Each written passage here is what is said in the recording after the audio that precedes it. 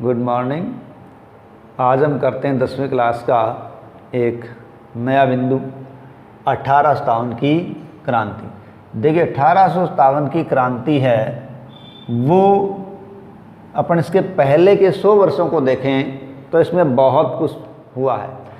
इन पिछले 100 वर्षों के अंदर ब्रिटिश सरकार को देसी रियासतों के, प्रांतीय राजाओं के या फिर ग्रामीण जनता के, जनजातियों के, जमींदारों के किसी न किसी प्रतिरोध का सामना करना पड़ा। लेकिन ये पहला जन आंदोलन था जिसमें पूरी की पूरी भारतीय जनता ने सहयोग किया, कंधे से कंधा मिलाकर संघर्ष किया। लेकिन अंग्रेज़ों ने इसे कूटनीति और अपनी फूट डालो राज करो, ठीक है, इस नीति के सहारे इसको रोकने में कामयाबी प्राप्त कर ली।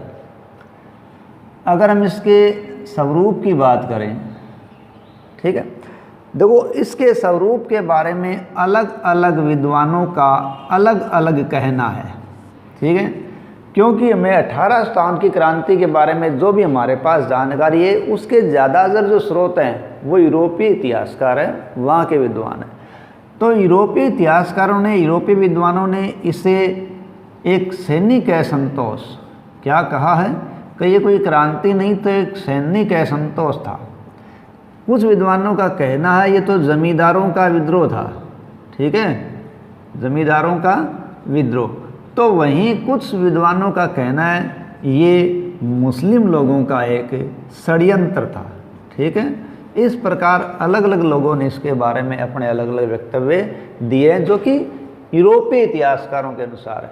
लेकिन हम अपने देश के भारतीय विद्वानों, इतिहासकारों की बात करें तो इन्होंने इसे अलग कहा है और इसे एक जन आंदोलन और एक क्रांति के रूप में देखा है, ठीक है। हाँ, वो मानते हैं कि बेशक ये एक सैनिक असंतोष के रूप में शुरू हुआ था, लेकिन बाद में ये जन विद्रोह, जन आंदोलन और अंत में होते होते क्रांति के रूप में समाप्त हुआ था।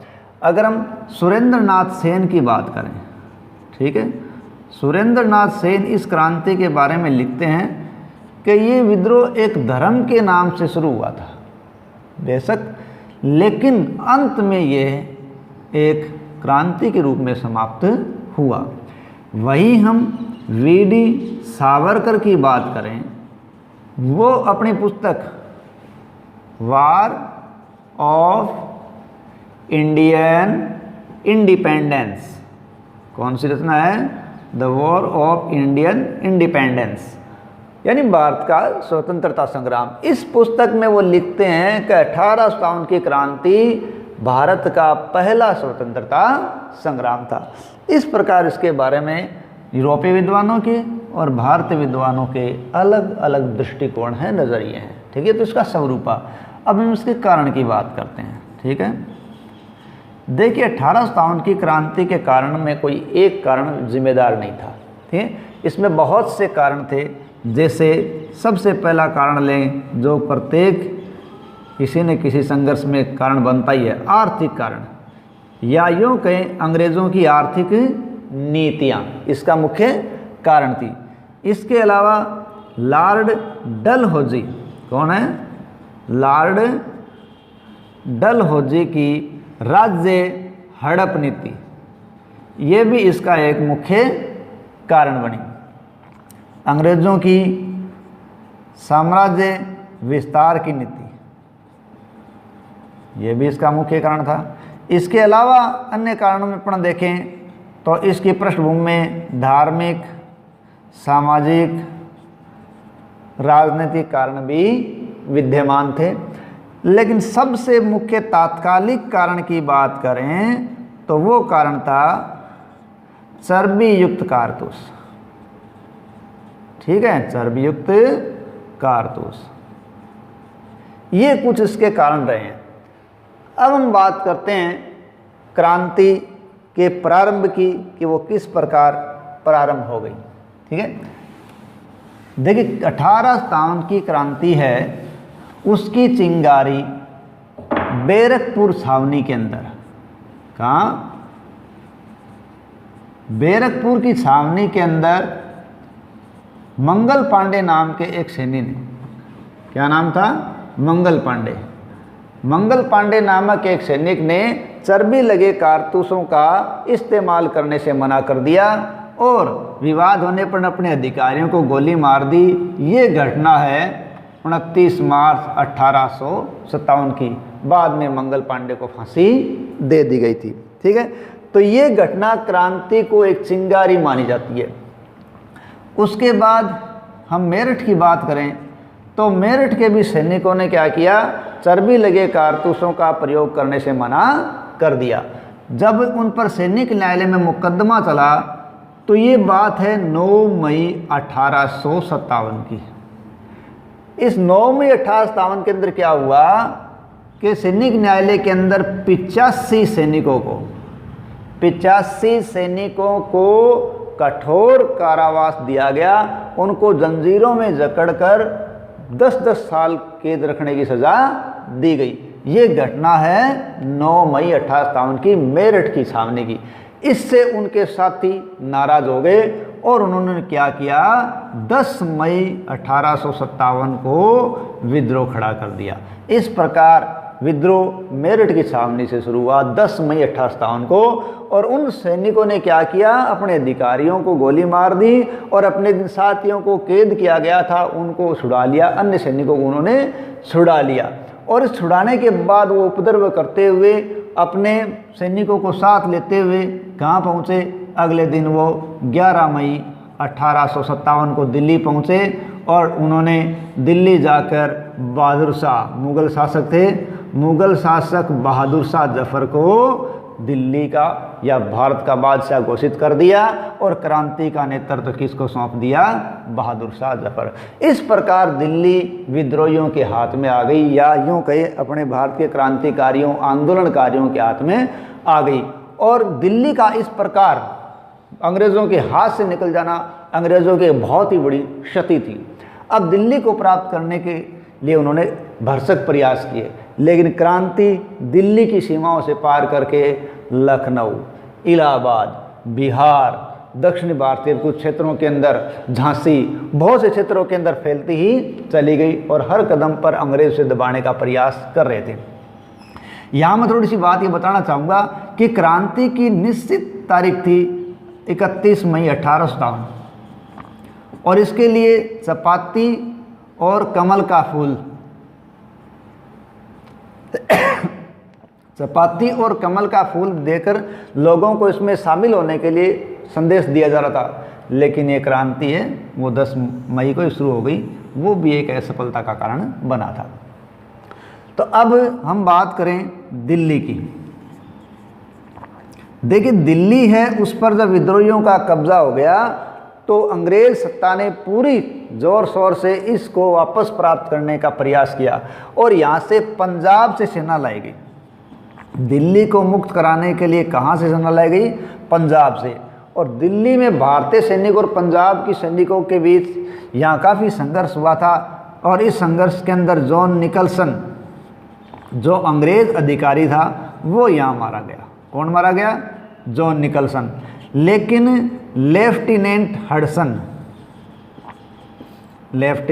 हडसन उसने पंजाब के सैनिकों की सहायता से संघर्ष किया और बाद में सितंबर 1857 को दिल्ली को उन्होंने पुनः प्राप्त कर लिया। इस प्रकार दिल्ली वापस अंग्रेज़ों के कब्जे में आ गया और लेफ्टिनेंट हडसन ने बहादुर शाह जफ़र को, किसको?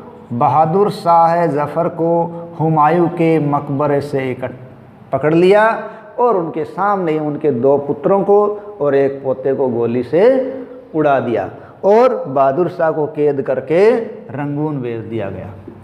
इस प्रकार 1862 के अंदर बहादुर शाह की मृत्यु रंगून में ही हुई थी। तो ये क्रांति की कड़ी थी दिल्ली के अंदर। अब हम बात करते हैं लखनऊ। देखिए लखनऊ के अंदर क्रांति है, उसका नेतृत्व करने वाले हैं बेगम हज़रत महल।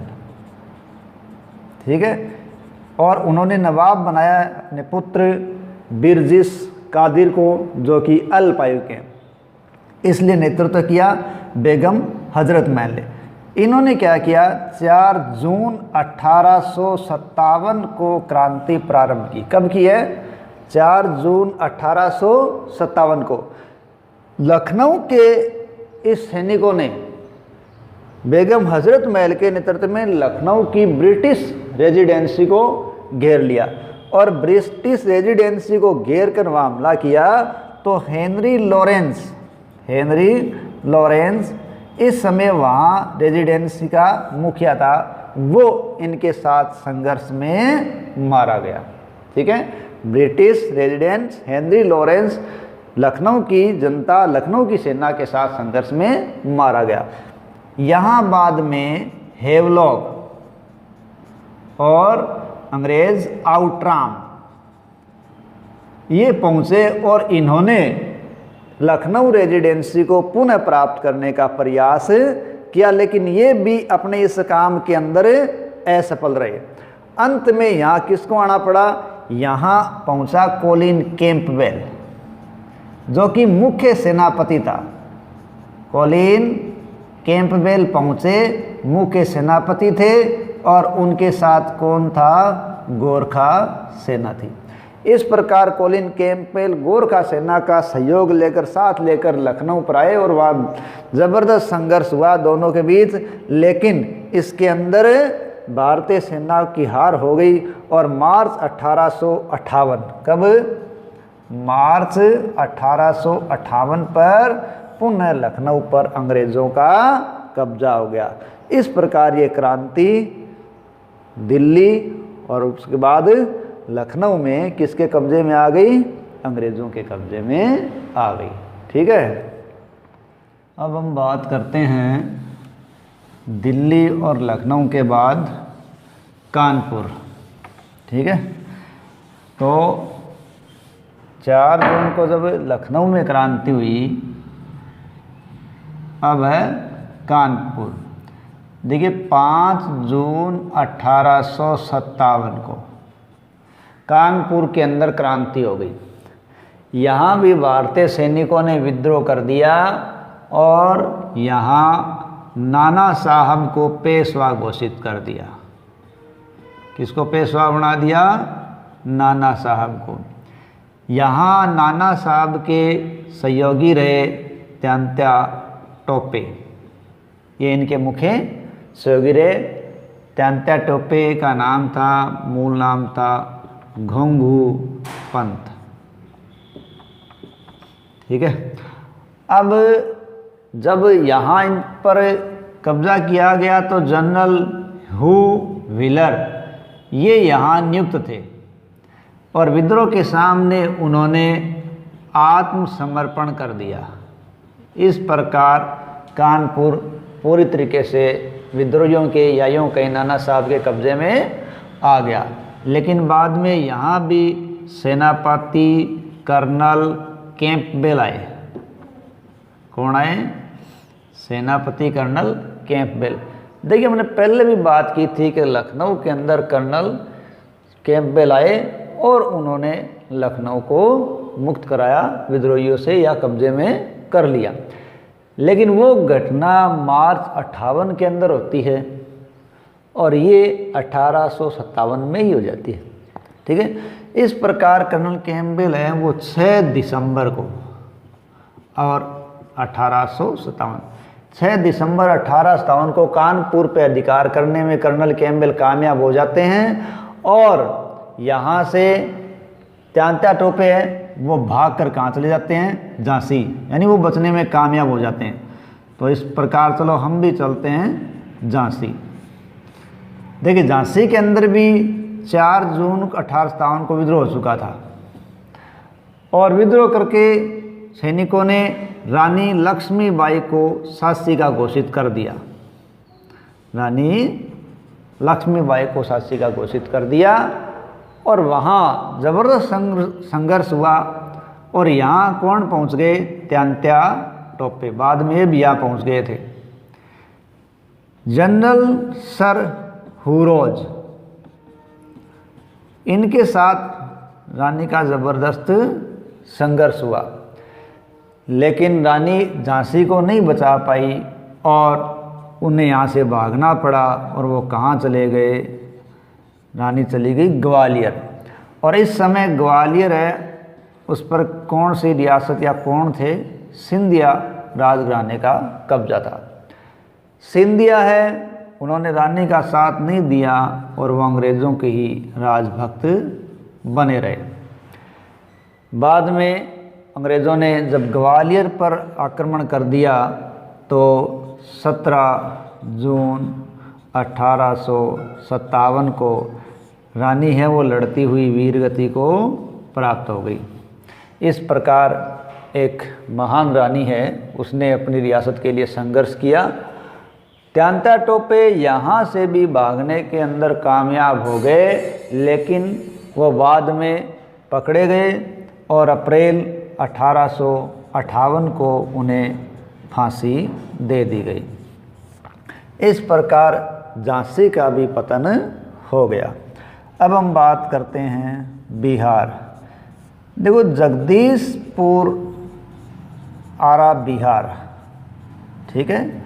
जगदीशपुर आरा बिहार के जमींदार कुंवर सिंह ने यहाँ नेतृत्व किया। कुंवर सिंह ने नेतृत्व किया था यहाँ। और यहाँ खास बात ये रही कि ये बहुत ही वृद्ध व्यक्ति थे, 80 वर्षीय थे, लेकिन फिर भी इन्होंने संघर्ष ज़बरदस्त किया और कई सैनिकों जैसे सेनापतियों, मिलमैन, ठीक है, कर्नल डेक्स, मार्क, ठीक है, ये कई सेनापति जिनका इनसे सामना हुआ था, डालस, इन कई सेनापतियों को कुंवर सिंह ने हरा दिया। लेकिन वो अंत तक संघर्ष करते रहे, लेकिन कब्जे में पूरी तरीके से बिहार को नहीं प्राप्त किए और वापस बिहार पर भी अंग्रेज़ों का कब्जा हो गया। इस प्रकार अप्रैल 58 में इन्होंने अपनी रियासत को प्राप्त भी किया और अप्रैल 58 में ही इनकी रियासत वापस इनके हाथ से निकल गई। इस प्रकार भारत के अलग अलग क्षेत्रों में ये संघर्ष हुआ था। अपन बात करें फैजाबाद की, तो वह मौलवी अहमदुल्ला ने नेतृत्व प्रदान किया। बरेली की बात करें तो बख्त खान ने वहाँ नेतृत्व दिया। ये जो क्रांति की जो क्षेत्र हम देख रहे हैं वो तकरीबन उत्तर भारत के क्षेत्र है, लेकिन इसका मतलब ये नहीं है कि ये क्रांति है वो केवल उत्तर भारत में हुई। ठीक है, उत्तर भारत इस क्रांति का केंद्र रहा, लेकिन दक्षिणी भारत इससे पूरा अछूता नहीं रहा। बहुत से ऐसे लोग थे दक्षिण भारत के अंदर भी जिन्होंने अपने अपने तरीके से क्रांति को बढ़ाने में अपना योगदान दिया। दक्षिणी भारत के लोगों ने भी संघर्ष किया, उन्होंने डटकर मुकाबला किया, जेल भी गए, ठीक है, सारे काम उन्होंने भी किए थे। जैसे हम नाम करें रंगाजी बापू, तो वो दक्षिणी भारत की जो सतारा रियासत थी, सतारा रियासत के अंदर अंग्रेज़ों से संघर्ष करने वाले थे। कौन? रंगाजी बापू। सतारा महाराष्ट्र की एक रियासत है, ठीक है, वहाँ पर इन्होंने काम किया था। सोनाजी पंडित, ठीक है, ये जो नाम हम जान रहे हैं, ये जो नाम है वो दक्षिण भारत के उन लोगों के हैं जिन्होंने इस स्वतंत्रता संग्राम में अपना योगदान दिया। मौलवी सैयद अहमदुल्ला, मौलवी सैयद अहमदुल्ला, इन्होंने भी अपनी तरफ से योगदान दिया और हैदराबाद रियासत में अंग्रेज़ों का सामना किया था। इस प्रकार सोनाजी पंडित, मौलवी सैयद अहमदुल्ला, ये हैदराबाद के अंदर संघर्ष करने वाले थे। भीमराव, ये कर्नाटक में संघर्ष करने वाले क्रांतिकारी थे। ठीक है, तो इस प्रकार दक्षिणी भारत की रियासतों में भी कुछ न कुछ काम हुआ है। गुलाम घोष, ठीक है, सुल्तान बख्श, इन लोगों ने भी दक्षिणी भारत के मद्रास क्षेत्र के अंदर इस क्रांति को बढ़ाने में अपना योगदान दिया था। विजय कुदारत और मुला सनी, इन लोगों ने केरल के अंदर क्रांति को नेतृत्व प्रदान किया था। इस प्रकार ये क्रांति न केवल उत्तर भारत में बल्कि दक्षिणी भारत में भी फैली थी। इस प्रकार ये क्रांति है वो पूरे भारत में फैली और अपने अपने तरफ से हर शख्स ने प्रयास किया, लेकिन अंग्रेज़ों की कूटनीतियों, चालों और समय से पहले शुरू होने और कुछ लोगों के, अपने ही लोगों के द्वारा अंग्रेज़ों को साथ देने से क्रांति असफल हो गई। धन्यवाद।